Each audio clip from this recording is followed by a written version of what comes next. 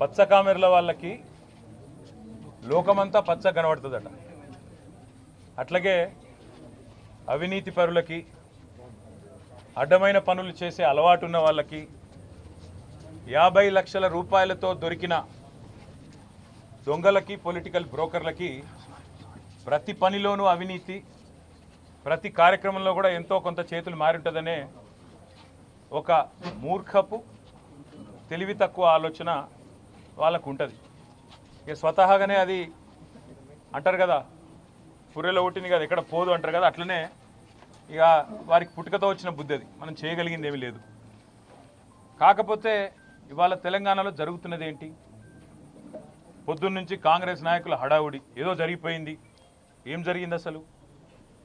ఒక భారత పౌరుడిగా, రాజ్యాంగాన్ని గౌరవించే పౌరుడిగా, చట్టాన్ని గౌరవించే పౌరుడిగా నా మీద పెట్టిన కేసు అక్రమ కేసు, పొలిటికలీ మోటివేటెడ్ కేసు, అందులో ఏమీ లేని లొట్టపీస్ కేసు.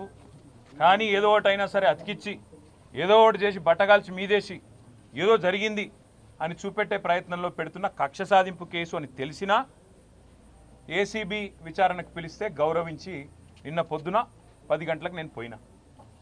అదే మాదిరిగా మరి ఈ లొట్టపీసు కేసు ఏదైతే నా మీద పెట్టి కథలల్లి కొంత శునకానందము, పైశాచికానందం పొందుతాననుకుంటున్న చిట్టినాయుడు గారు ఎవరైతున్నారో ఆ చిట్టినాయుడు గారికి మరి తప్పకుండా నేను చెప్పాల్సిన మాట ఒకటి ఉన్నది.